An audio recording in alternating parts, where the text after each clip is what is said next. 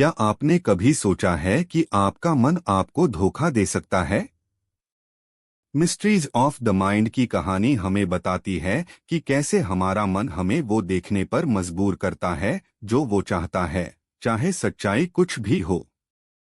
हम सोचते हैं कि हमारा मन ही हमारी सबसे बड़ी ताकत है। लेकिन क्या होता है जब वही मन हमारे खिलाफ खड़ा हो जाता है? मिस्ट्रीज ऑफ द माइंड परिचय। Mysteries of the mind. Mysteries हमारे सबसे डरावने, सबसे छिपे हुए विचार और अनगिनत अनसुलझे सवाल हैं। यह किताब उन रहस्यों को उजागर करती है जिनके बारे में हम अक्सर सोचते हैं कि हम उनके नियंत्रण में हैं, जबकि सच्चाई कहीं और हो सकती है।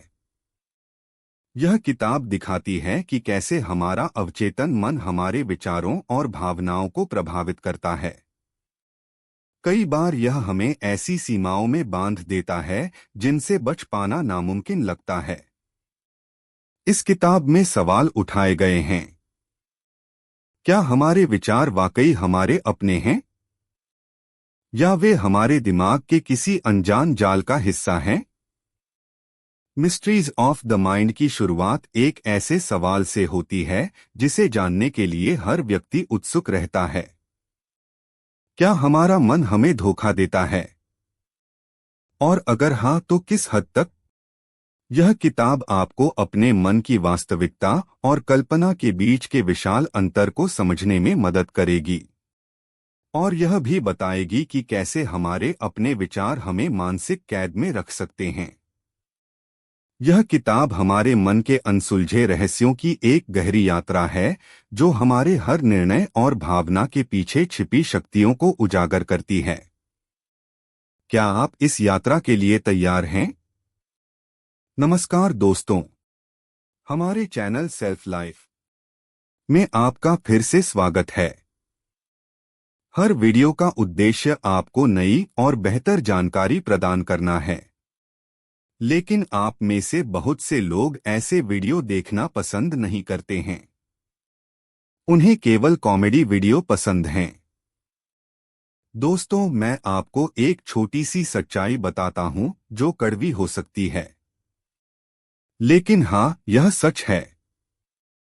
ज्यादातर लोग ऐसे वीडियो देखना पसंद नहीं करते हैं जो उनके लिए फायदेमंद साबित होते हैं। दोस्तों, मैं आपसे मेरा वीडियो लाइक करने के लिए नहीं कहूंगा।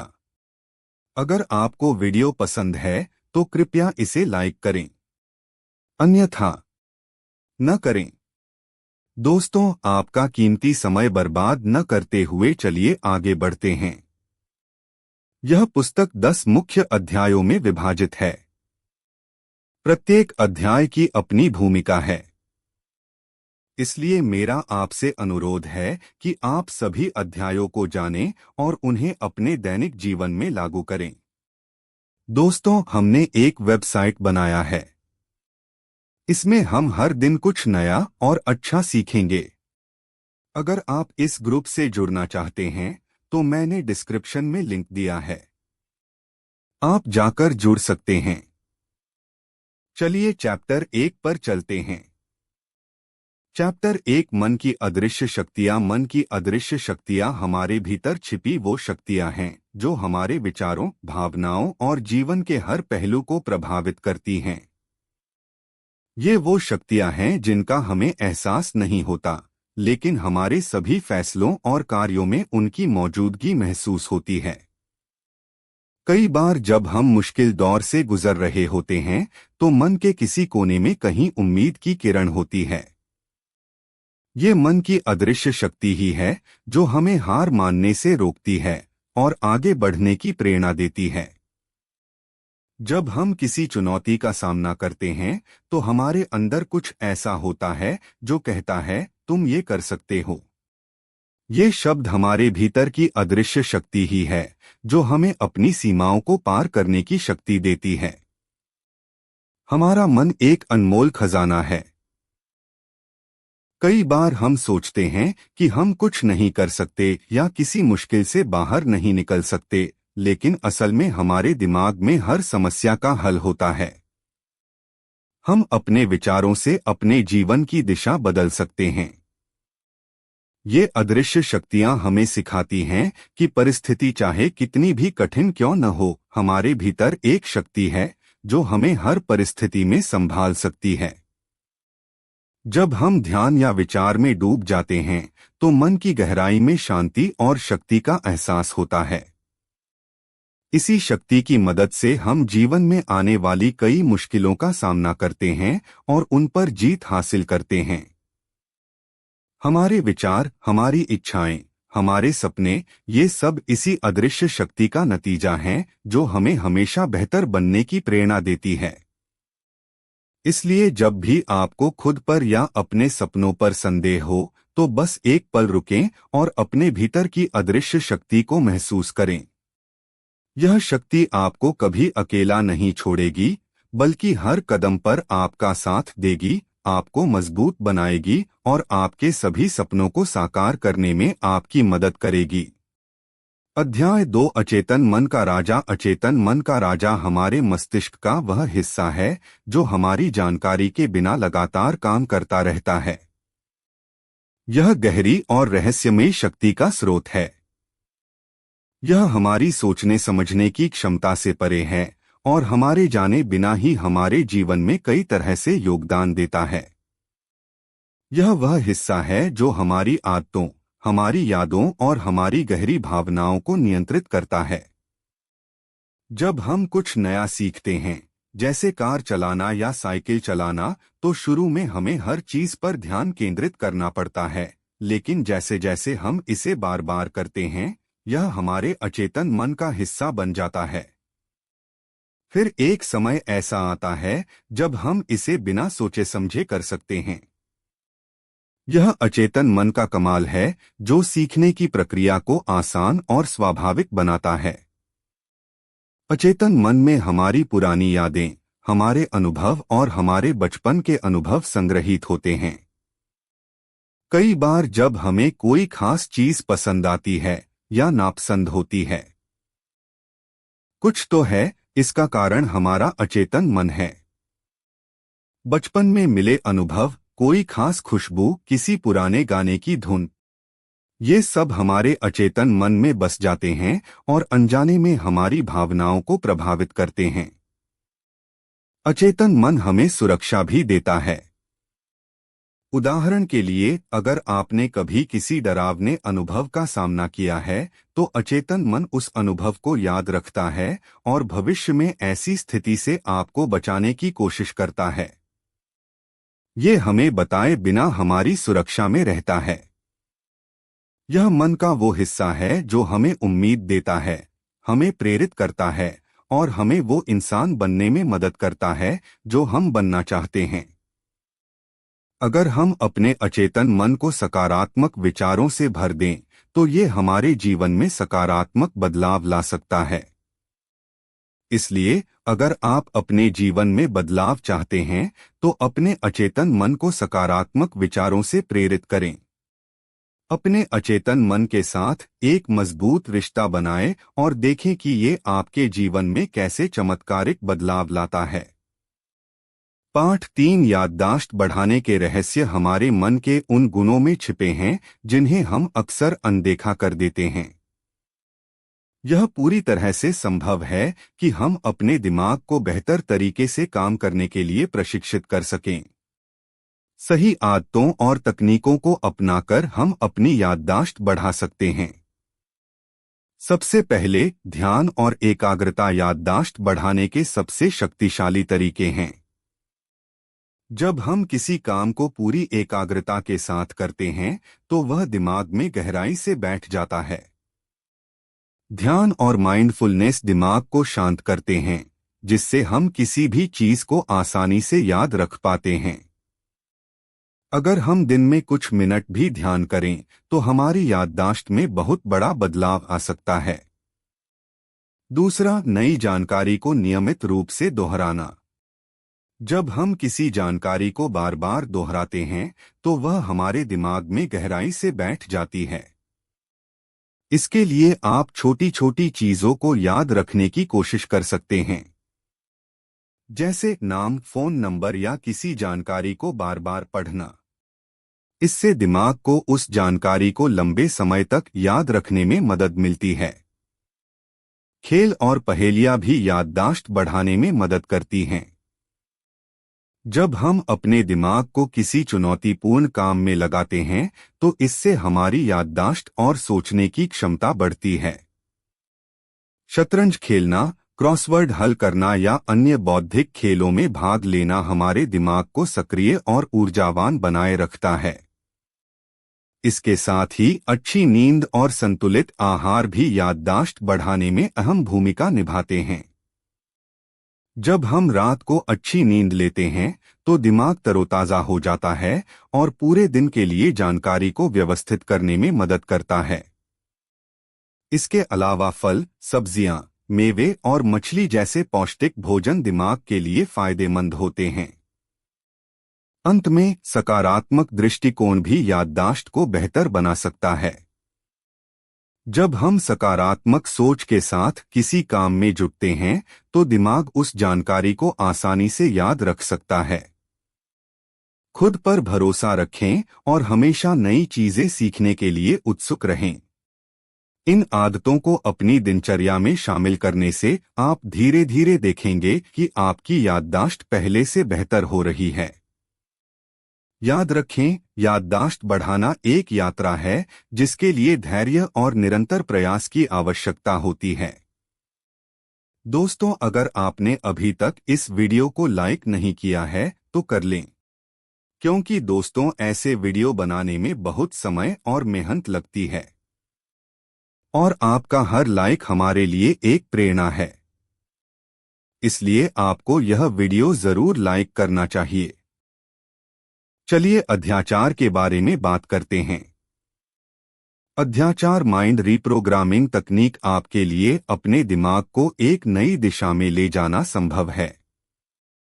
इस प्रक्रिया की शुरुआत अपने नकारात्मक विचारों को पहचानने और बदलने से होती है। जैसे ही आपको अपने अंदर कोई नकारात्मक विचार महसूस हो, उसे चुनौती दें और खुद से सकारात्मक बातें कहें। मैं सक्षम हूं, मैं सफल हूं जैसे सकारात्मक कथनों का प्रयोग करें। इन शब्दों का आपके दिमाग पर गहरा प्रभाव पड़ता है। विजुअलाइजेशन भी एक प्रभावी तरीका है। अपने मन में अपने लक्ष्यों को साकार होते देखें। कल्पना करें कि आप अपनी सफलता का अनुभव कर रहे हैं। ऐसा करने से आपके अंदर सकारात्मकता और आत्मविश्वास बढ़ता है। साथ ही आपके आसपास का माहौल आपके सोचने के तरीके को प्रभावित करता है। अपने आसपास ऐसे लोगों को रखें जो प्रेरणा और ऊर्जा से भरे हों। इससे आपके अंदर सकारात्मक माहौल बनेगा। नई चीजें सीखना और अपना ज्ञान बढ़ाना भी माइंड रीप्रोग्रामिंग में मदद करता है।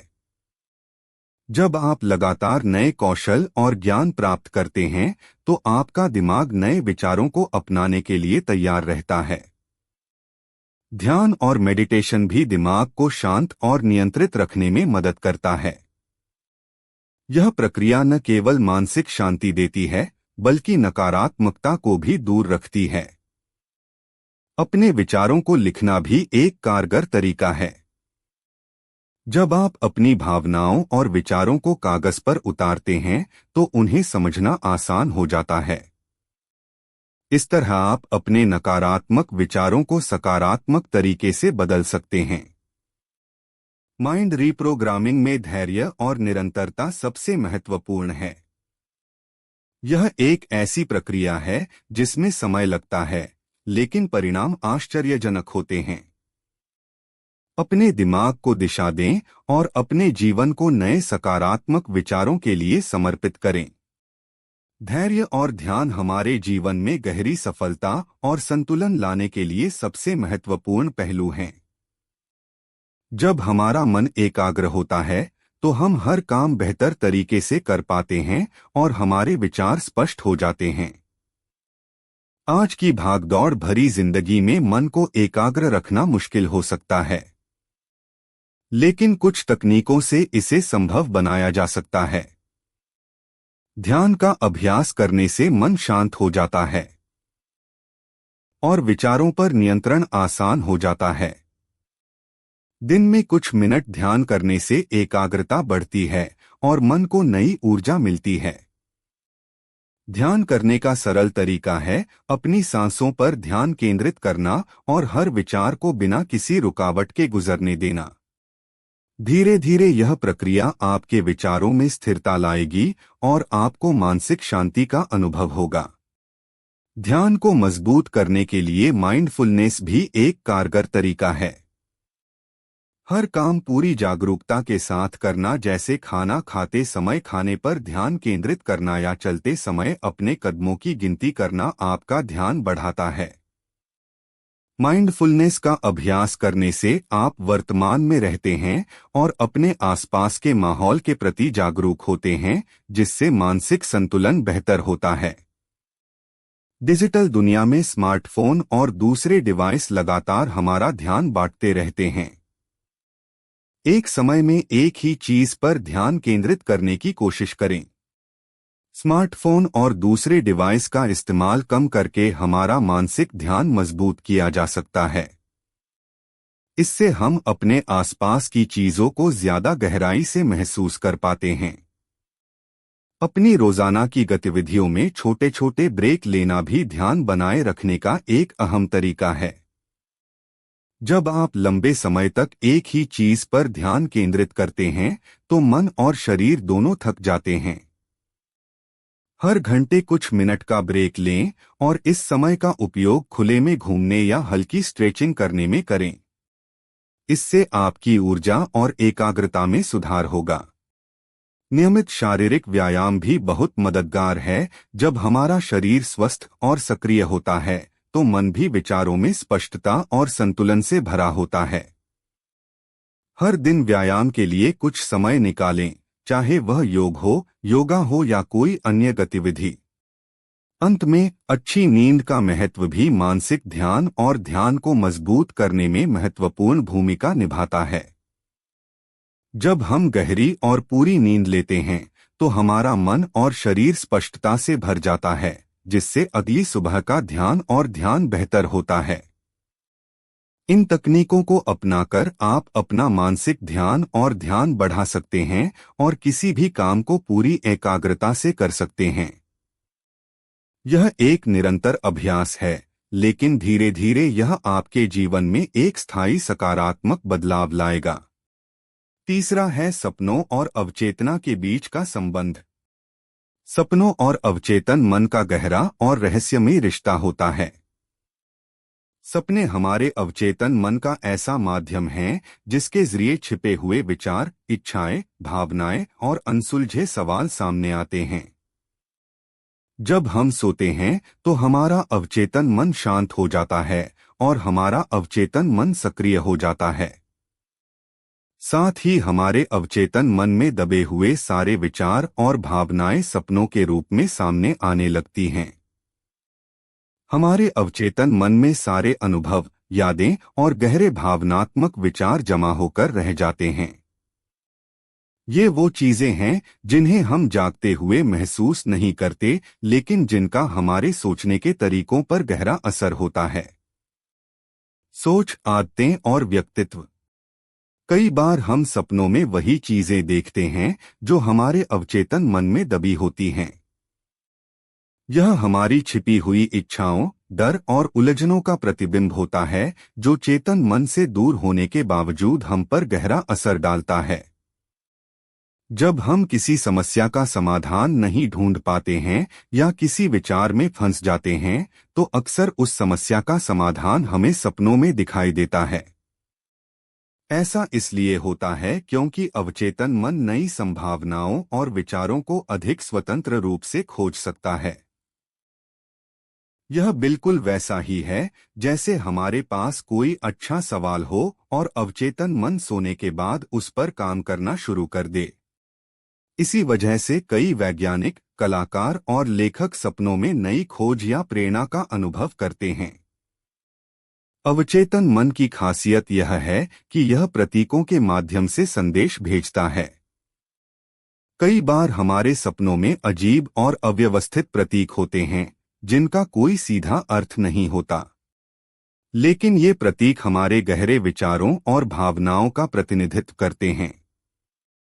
उदाहरण के लिए पानी को अक्सर भावनाओं का प्रतीक माना जाता है, जबकि उड़ान की स्थिति स्वतंत्रता का संकेत दे सकती है।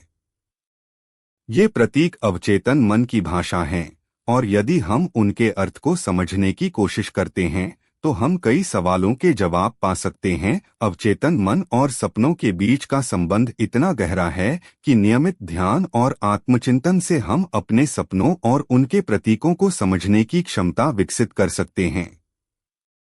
सपनों को समझने से न केवल हमें अपनी इच्छाओं और भावनाओं का ज्ञान होता है, बल्कि हम अपने जीवन की दिशा और उद्देश्य को समझने में भी सक्षम हो जाते हैं।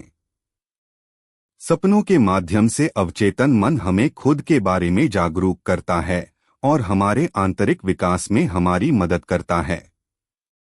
इस तरह अवचेतन मन और सपनों के बीच का संबंध एक अद्भुत रहस्य है जो हमें गहरे चरणों में ले जाता है। अगर हम इसे समझने की कोशिश करें तो यह हमारे व्यक्तित्व और सोचने के तरीके को बदलने में हमारी मदद कर सकता है।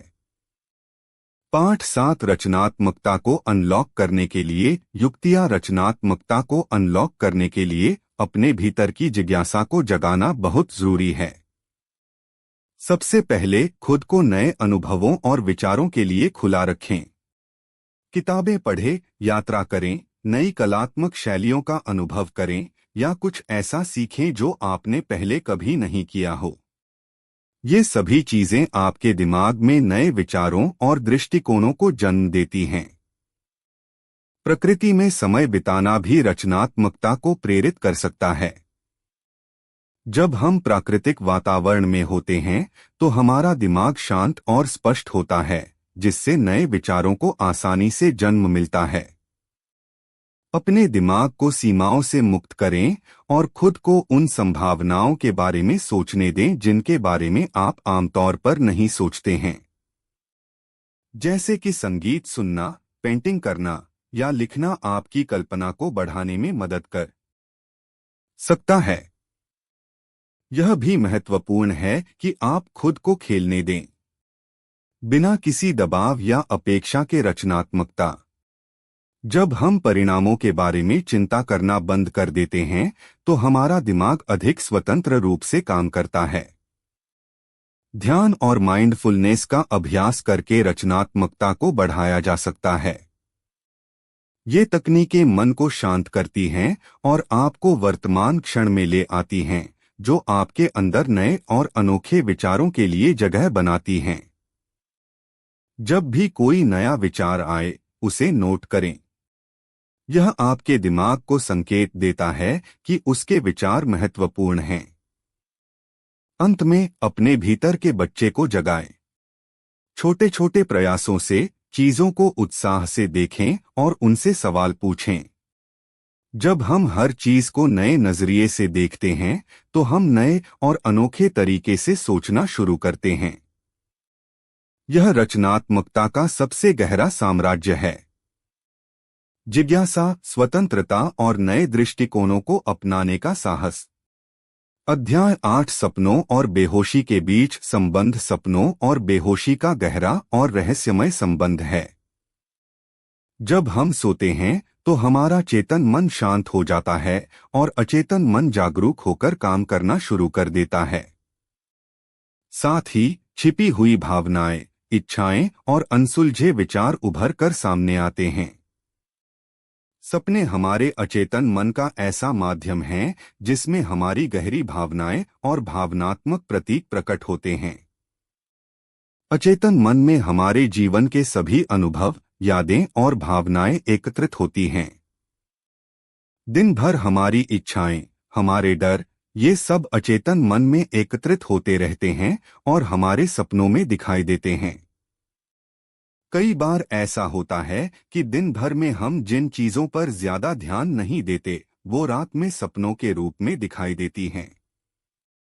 सपने हमारे जीवन की अनसुलझी उलझनों और दबे हुए विचारों को दर्शाते हैं। कई बार हमें सपनों के जरिए अपनी समस्याओं का समाधान मिल जाता है, क्योंकि अचेतन मन हमारे चेतन मन से छिपी हुई चीजों को भी समझने में सक्षम होता है। यह हमारी गहरी भावनाओं और विचारों को समझने का एक अनूठा माध्यम है। सपने अक्सर चिंतनशील होते हैं। उदाहरण के लिए, अगर कोई सपना देखता है कि वह उद्ध है, तो यह स्वतंत्रता की इच्छा का प्रतीक हो सकता है। इसी तरह पानी का सपना भावनाओं का प्रतीक हो सकता है। इन प्रतीकों को समझकर हम अपने अचेतन मन की भाषा को समझ सकते हैं और अपनी भावनाओं के करीब आ सकते हैं। अचेतन मन और सपनों का रिश्ता इतना गहरा है कि अगर हम ध्यान और चिंतन करें तो हम अपने सपनों का मतलब समझ सकते हैं।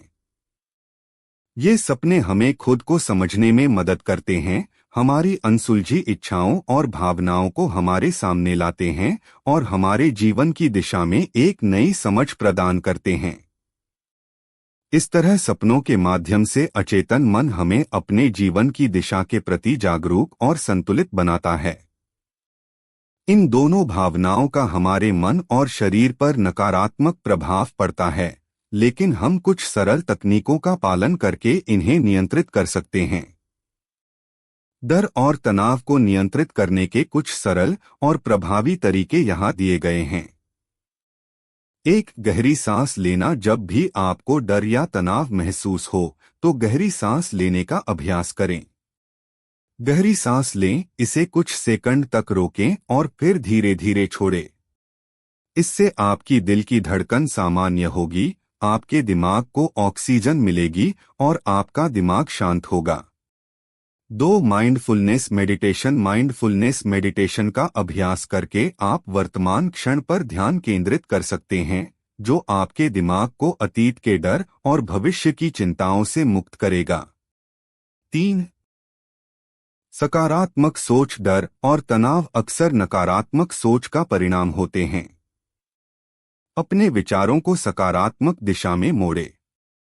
उदाहरण के लिए, अगर आपको किसी चीज से डर लगता है तो खुद से कहें, मैं इस स्थिति का सामना कर सकता हूं।